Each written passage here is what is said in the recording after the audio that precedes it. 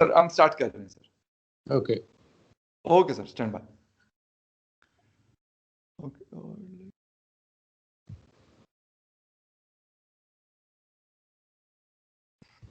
बिस्मिल्लाहिर्रहमानिर्रहीम, अस्सलाम वालेकुम, गुड इवनिंग एंड नमस्कार टू एवरीवन। मैं हूं फ़खर यूसुफजई और आप देख रहे हैं debate with Fakhar. Debate with Fakhar में आपको स्क्रीन पे यकीनन जनरल रिटायर्ड राज कादियान साहब नज़र आ रहे होंगे। डिफेंस एनालिस्ट एंड एक्सपर्ट है, जो डिफेंस से रिलेटेड मैटर्स होते हैं उसके ऊपर अक्सर आप लोग इनको हिंदुस्तानी टेलीविजन के ऊपर देखते रहते हैं, और मेरे यूट्यूब चैनल पे भी कभी कभार ये टाइम देते हैं और हमारे साथ अपना कीमती टाइम देकर हमें जो है मुख्तलिफ चीज़ों से रोशनास करवाते हैं। आज बहुत सारी चीज़ें हैं हिंदुस्तान, पाकिस्तान और चाइना के हवाले से, उसके ऊपर हम ये डिस्कशन, अपनी जो डिबेट है ये हम करेंगे। सबसे पहले थैंक यू कहूँगा जनरल राज कादियान साहब को, बहुत बहुत शुक्रिया सर ज्वाइन करने का आपका। थैंक यू फ़खर, अच्छा लगता है आपसे एक बार फिर दोबारा बात करना। मैं एक्सपर्ट तो नहीं हूँ, लेकिन yes I have about 4 decades of service in the army, so whatever I can speak is based on my experience. Okay, बिल्कुल एग्जैक्टली सर, यही बात होती है। जितने भी हमारे आर्मी पर्सनल्स होते हैं तो एक्सपीरियंस की वजह से उनको उन चीज़ों का पता होता है कि शायद हमें जो सिविलियंस होते हैं उनको इतना बेहतर पता नहीं होता। सर शुरू करेंगे।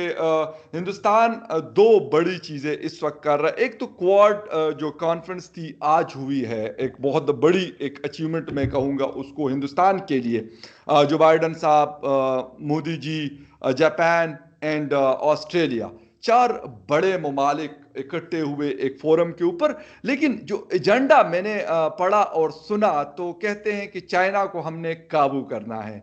चाइना क्योंकि बेलगाम हुआ है। अमेरिका ने भी, जो बाइडन की जो स्टेटमेंट अभी थोड़ी देर पहले मैंने पढ़ी तो उसने कहा, गालिबन यही सेम स्टेटमेंट फिर चारों जो इकट्ठे हुए हैं इत्तेहादी हैं उनकी। आपकी क्या नजर है क्वाड के हवाले से, जो चार लोग इकट्ठे हुए हैं, क्या चाइना काबू में आ जाएगा या मतलब वैसे ही चलता रहेगा सब कुछ? फ़खर, जो मैंने पढ़ा था एजेंडा, उसमें चाइना का जिक्र नहीं था और ये भी लिखा था क्योंकि ये जूम मीटिंग है, ये एग्जैक्टली, आमतौर पर वर्चुअल। पब्लिक होती है। अगले साल जब यही लीडर इसी फोरम में दोबारा मिलेंगे तो शायद चीन के बारे में बात होगी। लेकिन आपका ख्याल सही है, चीन जरूर इनके आईने में रहेगा। कई और मुद्दे हैं, स्ट्रेटेजिक है, ट्रेड के बारे में भी बातें होती हैं। पिछले साल ऑस्ट्रेलिया भी हमारी मालाबार जो नेवल एक्सरसाइज उसमें आया था। तो चार मुल्कों का एक गुट है जो कई मुद्दों पर बात होगी। चाइना तो सारी दुनिया जानती है कि अपने आप को फैलाव में लगा हुआ है, ह्यूमन राइट्स की उसे कोई फिक्र नहीं है। दुनिया का क्रिटिसिज्म है, चाहे वो हांगकांग के बारे में हो, चाहे वेस्टर्न सिंकियांग के बारे में हो, चाहे तिब्बत के बारे में हो, उसको अनसुनी करके चाइना साउथ चाइना सी में या इंडो पैसिफिक रीजन में अपने आप को अपनी ताकत के जरिए फैलाने की कोशिश में है। जितने लिटोरल स्टेट हैं 5-6, उनको डरा के रखता है। इसीलिए शायद एक कॉर्ड जो है कि नेविगेशन की फ्रीडम जो इंटरनेशनल कानून के नीचे है वो साउथ चाइना सी में सबको मिले, ये एक इसका मुद्दा रहेगा। हालांकि आज की जूम मीटिंग में शायद इसको एलेबोरेट नहीं किया था। ठीक है सर, एक तरफ तो ये एक एक्टिविटी हुई है अमेरिकी सदर भी, क्योंकि मेरे पास जो स्टेटमेंट खुली हुई है तो उसमें चाइना का नाम लिखा हुआ है जो बाइडन की तरफ से, या फिर वैसे ही स्टोरी का हिस्सा बनाया गया हो कि हम लोग इकट्ठे अगर हुए हैं। तो इसका एक शायद सबसे बड़ा मुद्दा यही है कि एक तरफ ऑस्ट्रेलिया, जापान है, बीच में चाइना आता है और फिर हिंदुस्तान आता है। तो लाजमी सी बात है, एक बहुत बड़ा एरिया है जहां पर ट्रेड होती है और लाजमी सी बात है चाइना अपने आप को प्रोटेक्ट करने की कोशिश करेगा, अपनी मार्केट को प्रोटेक्ट करने की ये सारी चीजें कर रहा है। तो क्या चाइना आपको नजर आ रहा है कि कोई इन चीजों से कोई मतलब उन्होंने प्रेशर लिया है जो आज क्वाड हुआ है, या इससे पहले हुआ? क्योंकि ये तंजीम 2007 में इस्टेब्लिश हुई थी लेकिन एक्टिव ये ज्यादा हुए 2017-18 के बाद। देखिए, चाइना का जो बयान आया है ऑफिशियल, उसमें तो यही कहा गया था कि वो चाहते हैं कि ये क्वाड की मीटिंग जो शांति या जो अमन का माहौल है उसको नहीं बिगाड़े। लेकिन ठीक। अमन का माहौल तो चाइना समझता है, बाकी मुल्क इसको अमन नहीं समझते हैं। अगर चाइना इंटरनेशनल लॉ को वायलेट करके दूसरे देशों के हुकूक को दबाएगा तो अमन तो फिर नहीं हुआ। लेकिन चाइना का ऑफिशियल स्टैंड तो यही है कि वो चाहते हैं कि ये जो क्वाड की मीटिंग है इसमें जो अमन फैला हुआ है इस इलाके में उसमें कोई खलबली नहीं होनी चाहिए। लेकिन ना वो जापान समझता है अमन है, उन्होंने उसको ईस्ट चाइना सी में तंग करके रखा है, सेंकाकू आइलैंड पर कब्जा कर रखा है, ना ऑस्ट्रेलिया उसको समझता है। भारत का तो चाइना से वैसे ही ईस्टर्न लद्दाख को लेके या इंडियन ओशन में भी कुछ आपस में फ्रिक्शन है, और अमेरिका नहीं चाहता कि इस माहौल में चाइना एक सुपर पावर नंबर 1 बन के जो आने की कोशिश में है वो आए। पहले उनका फोकस रशिया की तरफ होता था, लेकिन कोल्ड वार खत्म होने के बाद 91 के बाद अभी पिछले कुछ सालों से फोकस चाइना की तरफ बढ़ा है। ये तो राइवलरी है, पावर स्ट्रगल है जो होगा। तो चारों मुल्कों के अपने कहीं ना कहीं इंटरेस्ट इन्वॉल्व हैं क्वाड के। अच्छा सर, इसका मतलब ये है कि अमेरिका अपना मकसद ये हासिल करना चाहता है कि China shouldn't be A super power of the world, क्योंकि अमेरिका एक अकेले जब से सोवियत यूनियन ख़त्म हुई है तो उसके बाद से अकेला इस पावर को वो एंजॉय कर रहा है। तो इसका ये मतलब हम ले सकते हैं कि वो यहाँ पर न उसको ये फिक्र है कि इंडिया के साथ क्या हो रहा है या जापान के साथ क्या हो रहा है या ऑस्ट्रेलिया के साथ क्या हो रहा है। जापान वही मुल्क है जिसके 2 बड़े शहरों को न्यूक्लियर बॉम्ब के साथ अमेरिका ने ही तबाह किया था सेकेंड वर्ल्ड वॉर में। तो क्या ये यही है कि अमेरिका अपनी दादागिरी के लिए सारा कुछ कर रहा है, या उसको ये फर्क पड़ता है कि हाँ यार हिंदुस्तान एक बड़ा मुल्क है, एक बहुत बड़ी मार्केट है, या फिर जापान है बहुत बड़ी उनकी एक्सपोर्ट्स है, उसके लिए कर रहा है, या फिर मतलब अपनी उस दादागिरी को कायम करना कि पूरी दुनिया में सिर्फ अमेरिका अमेरिका होता रहे। देखिए सारे मुद्दे उसमें शामिल होते हैं। अमेरिका के अपने इंटरेस्ट होंगे, जाहिर है हर मुल्क की पॉलिसी अपने फायदे के लिए चलाई जाती है, चाहे वो अमेरिका हो, चाहे वो चीन हो, चाहे पाकिस्तान हो, चाहे हिंदुस्तान हो। ये तो आम बात है, डिप्लोमेसी का ये तो एक उसूल है। दूसरा, जहाँ तक अमेरिका एक डेमोक्रेसी है, सबसे पुरानी डेमोक्रेसी है, वो चाहेंगे कि बाकी जो मुल्क हैं उनको भी अपने हकूक मिलते रहें। अब चाइना ने वियतनाम की एक बोट डुबोई थी, उनको काबू करा, उनको अपने जो वाटर उनकी टेरिटरी में उन पर भी पेट्रोल नहीं करने दे रहे। फिलीपींस का तो मुद्दा इंटरनेशनल कोर्ट ऑफ जस्टिस में गया था, जहां फिलीपीन के हक में फैसला हुआ था, लेकिन चाइना ने मानने से इनकार कर दिया। तो अमेरिका की ये भी जिम्मेवारी है, अगर आप दुनिया के सबसे ताकतवर मुल्क हैं तो आपका काम है जो कमजोर या छोटे देश हैं उनके साथ खड़ा होना, और अमेरिका वही कर रहा है। अपने इंटरेस्ट उनके जरूर होंगे, इसमें तो कोई शक नहीं, वो ट्रेड भी हो सकता है, स्ट्रेटेजिक भी हैं, लेकिन बाकी ये जो है वो इंटरनेशनल लॉ को फॉलो करवाना चाहते हैं सब देशों से, जिसमें चाइना भी शामिल है। बिल्कुल सर। अच्छा एक चीज़ सर, मतलब आपसे समझने की कोशिश करेंगे कि एक तरफ तो क्वाड है, 4 बड़े ममालिक उसमें भी है, दूसरी तरफ ब्रिक्स है, और दोनों में हिंदुस्तान एक्टिव मेंबर है, बल्कि इस साल जो कॉन्फ्रेंस होने वाली है ब्रिक्स की तो वो गालिबन इंडिया उसको होस्ट करेगा। तो क्या कोई कम जिसे कहते हैं कि कोई मतलब कंट्रडिक्शन नहीं है ये कि एक तरफ ब्रिक्स में कहा जाता है कि मतलब ब्राज़ील है, चाइना है, हिंदुस्तान है, साउथ अफ्रीका है, वो कहते हैं कि हम इस एरिया में अपनी मतलब जिसे कहते हैं एक मजबूत इकोनॉमी बनाना चाहते हैं। उसके अगेंस्ट क्वाड है, वहां पर अमेरिका, जापान, ऑस्ट्रेलिया और इंडिया चाहते हैं कि चाइना को काबू करना है। तो ये क्या मतलब एक समझ से बाहर चीज है कि दोनों बिल्कुल एक एक्सट्रीम एंड है दोनों के, एक तरफ चाइना के खिलाफ और एक तरफ चाइना के साथ। जहाँ तक मेरा मानना है, दुनिया की जो हिस्ट्री है वो यूनी लीनियर नहीं होती, वो कई तरफ चलती है। चाइना भी साउथ ईस्ट एशिया ट्रेड में भी ग्रुपिंग का हिस्सा है, उन्हीं मुल्कों के खिलाफ काम कर रहा है। तो भारत भी अलग अलग ग्रुपिंग का मेंबर हो सकता है। हर एक मेंबर, हर एक ग्रुप की जो टास्क है वो अलग है, शायद ओवरलैपिंग होगी, कंट्राडिक्शन भी हो सकती है, लेकिन ये तो कोई नई बात नहीं है कि हिंदुस्तान अलग अलग ग्रुपिंग का मेंबर है, उनके आपस में अभी तक कोई क्लैश नहीं है। क्वाड भी सिर्फ एक मिलिट्री अलायंस नहीं, मैंने शुरू में कहा ये ट्रेड का भी इसमें शामिल है। अमेरिका को जाहिर है दिलचस्पी, वो भी चाहता है बड़ी मार्केट, हिंदुस्तान एक बड़ी मार्केट है। ट्रेड तो ट्रंप के टाइम पर भी उनके साथ ट्रेड वॉर हुई थी चाइना के साथ, तो वो भी एक मुद्दा है। तो ये कोई एक मुद्दे के पीछे ग्रुपिंग नहीं होती, कई मुद्दे शामिल होते हैं। Right sir.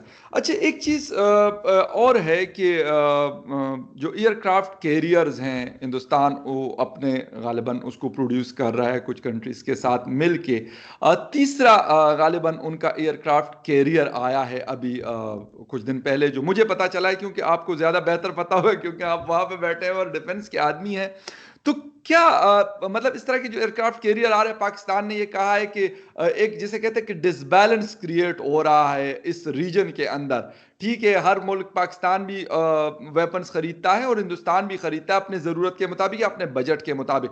उसने कहा कि अपनी ज़रूरत से ज़्यादा ये चीज़ें खरीदना या करना डिसबैलेंस क्रिएट कर रहा है इस रीजन में। आप क्या मतलब, आपकी नज़र है कि आए ये मतलब पाकिस्तान की ये जो पॉइंट ऑफ व्यू है ये गलत है, शायद चाइना के लिए कर रहा हूँ? आपसे टेक चाहूंगा। नहीं, ऐसा है, हर मुल्क की सबसे बड़ी जो पहल होती है वो नेशनल सिक्योरिटी होती है। अगर आप हिंदुस्तान के हालात देखें, हमारा करीब 15,000 लैंड बॉर्डर है, जिसमें आधा बॉर्डर तो पाकिस्तान और चाइना के खिलाफ है। दोनों के साथ रिश्ते नॉर्मल नहीं है, फ्रिक्शन है, बॉर्डर की टेंशन है, डिस्प्यूट भी है। तो भारत को तो तैयार रहने के लिए जो भी तैयारी कर रहा है वो चाहिए। मैं मानता हूं कि जरूरी है भारत के लिए। अगर आप महफूज नहीं है तो आप क्या प्रोग्रेस करेंगे? पाकिस्तान का तो आप बेहतर जानते होंगे, मैं नहीं समझता पाकिस्तान का दुश्मन कौन है। हिंदुस्तान ने पिछले, अगर आप 47 के बाद ले लो, कभी पाकिस्तान पर हमला नहीं किया है। पाकिस्तान बल्कि 3 बार कर चुका है जी। अभी भी सीज फायर वायलेशन आज के दिन तो अच्छी बात है। मैं पहले ये कह दूं, मेरी अपनी जाती राय है, मैं हमेशा पाकिस्तान के चैनल्स पर भी शुरुआत इसी बात से करता हूं कि मैं चाहता हूं पाकिस्तान और हिंदुस्तान दो ऐसे पड़ोसी देश में जिसमें बहुत सारी यकसानियत है, एक जैसी चीजें हैं, लैंग्वेज, ड्रेस, खाना पीना, तो क्यों नहीं हम दोस्ताना तरीके से रह सकते? इसके तरफ कुछ कदम बढ़े हैं। मेरे को जो लगता है, अभी जैसे 26 फरवरी के बाद सीज फायर दोनों डीजीएमओ ने मानी है और अभी तक शायद उस पर पालन भी हो रहा है, तो एक अच्छी शुरुआत है। इस बार जब इमरान खान ने कहा, जब मुज़ाकरात की बात की, तो उन्होंने ये नहीं कहा कि मुज़ाकरात जब भी होंगे जब 370 को दोबारा लाएंगे, पहले हमेशा बोलते हैं। तो ये एक बैक चैनल डिप्लोमेसी चलती रहती है। एक अच्छी बात है कि दोनों मुल्कों के रिश्ते बराबर हों। भारत भी नहीं चाहता कि पूरे जो आधा लैंड बॉर्डर है वो टेंशन में ही रहे, डिप्लॉयड ही रहे। कोई मुल्क नहीं चाहेगा, क्योंकि प्रोग्रेस के लिए एक इम्पेडिमेंट है। तो पाकिस्तान का बजट सही है, पाकिस्तान की अगर आप माली हालत देखो अच्छी नहीं है। सिर्फ चाइना आपका एक ऐसा दोस्त रह गया जो आपको पैसे दे रहा है। और आपकी देखिए, डेमोक्रेसी में आमतौर पर, एक सही डेमोक्रेसी में 3 बाजू होते हैं जी। वो है लेजिस्लेटर, एग्जीक्यूटिव और जुडिशरी। पाकिस्तान में एक चौथा बाजू भी है, वो है फौज। और ये बाजू बाकी 3 को अपनी गिरफ्त में रखता है। बाकी 3 पाकिस्तान की फौज की बेल्ट में बंधे हुए हैं। तो मैं समझता हूँ पाकिस्तान की फौज को भी समझना चाहिए कि अगर आप चाइना के इतना नजदीक जाओगे कि और सबसे दूर हो जाओगे, चाइना की तो पॉलिसी हर देश की तरह सेल्फ इंटरेस्ट में है। वो आपको इतना कर्जा देगा, वो आपको कॉलोनाइज कर लेगा। अभी भी ग्वादर पोर्ट के पास तो उसने कुछ चाइना टाउन बसा लिया पहले, ऐसे ही वो ऊपर के एरियाज में कर रहा है, बाल्टिस्तान वगैरह में। तो ये पाकिस्तान को भी समझना चाहिए कि पाकिस्तान के हक में नहीं है कि वो हिंदुस्तान से दुश्मनी बढ़ाने के लिए चाइना से बार बार पैसे लेते जाएं। अपने बजट को कंट्रोल करो आप। अच्छा सर, एक चीज आपसे पूछनी थी कि आज हमारे यहाँ चेयरमैन सेनेट के इलेक्शन थे, चेयरमैन एंड डिप्टी चेयरमैन। बहुत ज्यादा हल्ला गुल्ला रहा पूरा दिन इस्लामाबाद में, और ये कहा जा रहा था कि हमारे इदारे, यानी इदारे कौन से, फौज के इदारे, वो पॉलिटिकल इंटरफेरेंस कर रहे हैं। यानी ये मियां नवाज शरीफ, मरियम नवाज और बाकी जो पार्टीज हैं, मौलाना फजल रहमान साहब वगैरह, सब ने ये बात कही है। अगर हम ये बात कहें कि मतलब आप एक बहुत बड़ी पोस्ट पे रहे हैं, कभी ऐसा हुआ कि मतलब इस तरह की चीज, डू यू थिंक कि मतलब मतलब इज इट पॉसिबल, या ये पॉसिबल पास्ट की अगर हम बात करें, कभी हुआ ऐसा कि मतलब पॉलिटिकल इंटरफेरेंस में कोई आप मतलब जिस तरह है, या आपके फौज के दूसरे कोई जनरल्स कोई जुर्रत कर सकते हो कि वहां पे कोई मतलब इशारा भी कर सके और कोई कोई चीज हिला भी सके? नहीं, हिंदुस्तान में अगर आप इशारा हिंदुस्तान की तरफ है, ऐसा सर कुछ बिल्कुल आपसे पूछ रहा हूं, पाकिस्तान के पर्सपेक्टिव में ये सवाल करूं, क्योंकि पाकिस्तान में बहुत ज्यादा है, तो मैंने कहा कभी ऐसा हुआ है कि हिंदुस्तान में भी कोई ये सोच सकता हो, ये पूछ रहा हूं सर आपसे। हिंदुस्तान में ऐसा कुछ नहीं है। हमारी डेमोक्रेसी बहुत मजबूत है। जी। फौज अपना काम करती है, हम्म। वो पॉलिटिकल लीडरशिप के नीचे काम करती है। यही वजह है जबकि सरकार गिरती है, हमारे भी गिरते हैं, डेमोक्रेसी जी में गिरती बिल्कुल। रहती है। 91 में भी प्राइम मिनिस्टर रिजाइन किया था, वाजपेयी ने खुद 99 में रिजाइन किया था, लेकिन फौज के काम में कोई असर नहीं पड़ता। पाकिस्तान, अब मैं आपसे पूछता हूं कि जब इमरान खान के पिछले हफ्ते उनके फाइनेंस मिनिस्टर इलेक्शन हार गए, उनके ऊपर एक पॉलिटिकल समस्या मसला आ गया, तो किससे जाके सलाह ली उन्होंने? आर्मी चीफ से। तो ये एक आम डेमोक्रेसी जो कि पाकिस्तान नहीं है, पाकिस्तान नॉर्मल डेमोक्रेसी नहीं है। नॉर्मल डेमोक्रेसी में आर्मी चीफ का कोई काम नहीं है। वो अपोजिशन है, आपकी डेमोक्रेसी में होती है, हिंदुस्तान में भी है, सरकार को घेरते भी हैं, उनके खिलाफ भी बोलते हैं, वो होना चाहिए डेमोक्रेसी में जी। तो वो अलग बात है। लेकिन भारत में ऐसा कोई कभी भी पिछले 70-72 साल से मौका नहीं आया है, जबकि भारत में इमरजेंसी भी लेके थी 75 में। जी बिल्कुल। लेकिन फौज ने कोई दिलचस्पी नहीं दिखाई उस वक्त। अगर कोई मुल्क थ्योरेटिकली स्पीकिंग अगर करना चाहता तो सबसे अच्छा मौका था वो, लेकिन भारत में ऐसा कुछ नहीं है। तो ये फिक्र पाकिस्तान की है। जैसे मैंने मिसाल दी कि सर इमरान खान बिल्कुल exactly I agree with you, यही मैं इसीलिए मतलब पूछने आपसे चाह रहा था कि पाकिस्तान में ये क्यों बार बार ये चीजें हो रही होती है। मतलब हिंदुस्तान की मिसाल मैं इसलिए देता हूं कि आप मतलब जब पाकिस्तान और हिंदुस्तान की पार्टीशन हुई है 75 या 76 ईयर होने को है, वहां पे इस किस्म का कोई मतलब मुश्किलें वहां पे भी बहुत आई होंगी, पाकिस्तान में भी आती हैं, लेकिन वहां पे पॉलिटिकल लोग ही रहते हैं। फौज अपना जो एक बहुत बड़ा इदारा है, इसमें कोई शक नहीं है, बेशक पाकिस्तान की फौज हो, हिंदुस्तान की हो, अफगानिस्तान की हो, एक बहुत बड़ा इदारा होता है मुल्क की हिफाजत के लिए, उनके एक बहुत बड़ा रोल है, मैं उससे बिल्कुल इनकार नहीं करता। लेकिन सियासत के अंदर उनकी जिसे कहते हैं कि इंटरफेरेंस, ये एक बहुत बड़ा मुद्दा है और एक बहुत बड़ा मसला है पाकिस्तान का। लेकिन हिंदुस्तान में मैं इसलिए आपसे पूछा मैंने आपसे कि सर ऐसा आप लोग क्यों नहीं करते, मतलब इसकी क्या वजह है कि वहां की फौज में भी जर्नल्स हैं, पाकिस्तान के फौज में भी जर्नल्स हैं, वो वाले जर्नल्स ये कोशिश नहीं करते, मतलब अपने रिटायर्ड हो गए, अपना कोई काम शुरू कर लिया, ठीक है, गुड, जबरदस्त, लाइफ को एंजॉय करें, इन चीजों में नहीं पड़ते। लेकिन पाकिस्तान वालों को क्या मसला है कि वो इन चीजों में आते? ये असल सवाल और मुद्दा ये है सर। ये सवाल तो पाकिस्तान की फौज से आपको पूछना चाहिए जी जी कि आप दखल क्यों करते हो, जी जी बजाय इसके कि आप हमसे पूछें कि आप क्यों नहीं करते दखल। सर मेरा जहां तक मेरी अपनी राय है, जी जी जब 47 में दोनों मुल्क बने थे, आई मीन पाकिस्तान, भारत तो पहले था, लेकिन जब पाकिस्तान बना था तो आपके पहले वजीर आजम इतने मजबूत नहीं थे जैसे हमारे थे। हमारे पंडित नेहरू जो 17 साल प्राइम मिनिस्टर रहे, वो एक वर्ल्ड विजन वाले लीडर थे, तो उन्होंने डेमोक्रेसी की रूट बहुत मजबूत की थी। आपके मुल्क में ऐसा नहीं हो पाया। दूसरा, जहां तक मैं समझता हूं, आपके एक बार अर्ली 50s की बात है, जबकि आर्मी को कॉल आउट किया था सिविल डिस्टर्बेंस को कंट्रोल करने के लिए, वो तो होता रहता है। जी बिल्कुल। लेकिन आर्मी के एक कर्नल थे जिन्होंने लाहौर में अपने, जब वो 4-6 हफ्ते डिप्लॉयड रहे इंटरनल सिक्योरिटी ड्यूटी, उन्होंने सिविक एक्शन करना शुरू कर दिया और लोगों को लगा भाई अगर देश को तरक्की करनी है, सिविक एक्शन करने है, तो आर्मी ही कर सकती है। एक वो वजह भी थी। लेकिन आपकी डेमोक्रेसी मजबूत नहीं थी तो फौज ने उसका फायदा उठाया। भारत में ऐसा कभी मौका नहीं है कि डेमोक्रेसी मजबूत नहीं रही हो। Okay, that's good, that's good, बिल्कुल सही है सर। सर आखिरी सवाल, इस वक्त जो बाइडेन साहब ने जब से चार्ज संभाला है अफगानिस्तान पीस प्रोसेस को, वो शायद किसी और तरीके से करना चाह रहे हैं। वो कह रहे हैं कि हम अभी जो हमारी आर्मी है उसको वहां से नहीं निकालेंगे, कुछ लोग रहेंगे जब तक हमें यकीन न हो जाए कि यहाँ पे हालात अब बेहतर है और यहाँ से दोबारा कोई मसाइल नहीं बनेंगे पूरी दुनिया को अफगानिस्तान के हवाले से। लेकिन एक बात उन्होंने कल टोनी ब्लिंकन साहब ने एक स्टेटमेंट दिया है कि हिंदुस्तान को हम इस चीज में लेके आना चाहते हैं, अफगान पीस प्रोसेस, जिसको पाकिस्तान कहता है कि नहीं ये गलत है, हिंदुस्तान को नहीं आना चाहिए या अमेरिका को हिंदुस्तान को नहीं लाना चाहिए। सर एज ए सोल्जर आपसे पूछ रहा हूं, क्या नजर रखते हैं इस चीज के ऊपर कि हिंदुस्तान के आने से पाकिस्तान मना कर रहा है, अमेरिका कह रहा है कि आना है, क्या देख रहे हैं इस चीज को?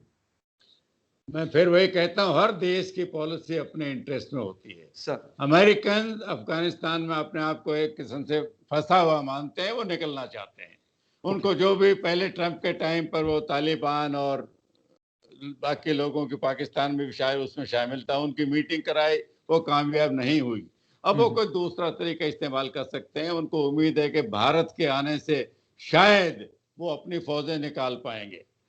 भारत के तो अफगानिस्तान से रिश्ते बड़े गहरे हैं। हम तो अभी भी उनका इंफ्रास्ट्रक्चर डेवलपमेंट, बाकी फैसिलिटीज में बहुत मदद कर रहे हैं जी। तो अगर अमेरिका चाहता है कि भारत के आने से अफगानिस्तान की जो मसला है वो सुलझ जाएगा और तालिबान कंट्रोल नहीं कर पाएंगे, जो कि कोई डेमोक्रेसी नहीं चाहेगी जी, तो भारत उसको एक्सेप्ट करेगा डेमोक्रेटिक इंटरेस्ट में।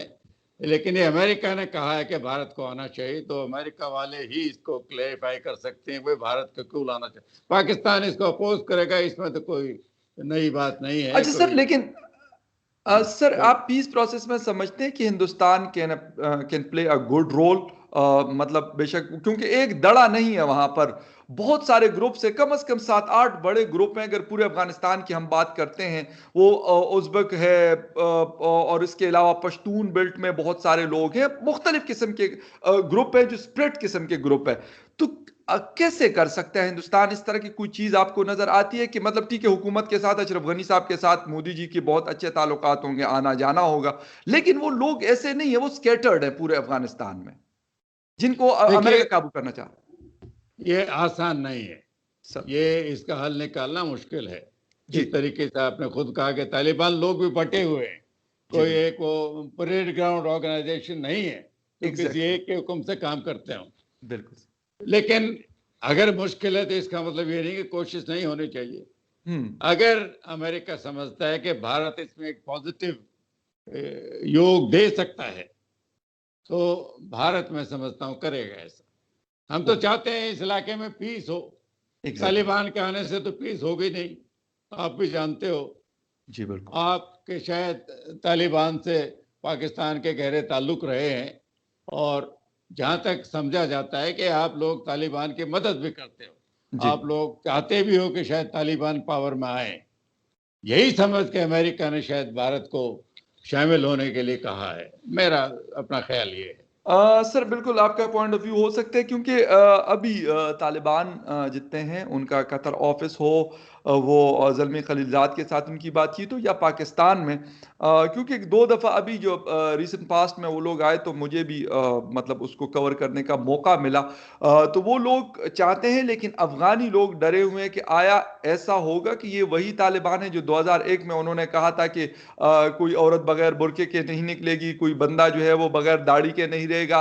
तो ये सारी रिजर्वेशन सर बिल्कुल मैं मतलब अफगान नेशन के साथ इस बात पे बिल्कुल मुत्तफिक हूँ कि आया इसमें कोई तब्दीली आएगी या नहीं, क्योंकि अभी रिसेंट पास्ट में बहुत सारी खवातीन जर्नलिस्ट को मारा गया। पिछले 2 महीनों में कम से कम 10 से 15 फीमेल जर्नलिस्ट या फिर और लेडी डॉक्टर्स तक को मारा गया। तो उन लोगों का खौफ भी मेरे ख्याल में अपनी जगह बिल्कुल दुरुस्त है, और यही डर मुझे भी है कि आया ये तालिबान आज जो हमें कतर में बड़ा इंग्लिश बोलते हुए हमें मिलते हैं और बड़े पढ़े लिखे लोग उनमें मौजूद है, लेकिन उनकी जहनियत क्या है, उसमें कोई तब्दीली आई है या नहीं आई, क्योंकि अफगान लोगों का डर भी यही है। और एज ए जर्नलिस्ट मैं कहूं या as a layman of Pakistan, as a citizen of Pakistan, ये डर सर मेरा भी है कि आया उसके अंदर कोई तब्दीली आई है 2001 वाले में, 2021 वाले में, या फिर वही होगा कि जो वो उस वक्त करते रहे। और मतलब जिसे कहते हैं बार्बर शॉप्स उन्होंने बंद कर दिए, बहुत बड़े बड़े जो बुद्धास के स्टेच्यूज थे उसको तोड़ा गया, मतलब बड़ा एक नुकसान दिया गया मेरे ख्याल में अफगानिस्तान को इस चीज़ से। लेकिन खैर हम तो यही चाहते हैं कि अफगानिस्तान में बेहतरी आए, बल्कि इस पूरे रीजन में, पाकिस्तान में, हिंदुस्तान में, और सब आपस में अच्छे से रहे। Once again thank you very much sir, general Raj Kadian साहब, आपने अपना कीमती टाइम दिया। And viewers, thank you very much for watching debates with Fakhar. आपसे किसी और डिबेट में मुलाकात होगी। Take care, good night and bye. Thank you Fakhar, खुदा हाफिज। बहुत शुक्रिया सर, थैंक यू।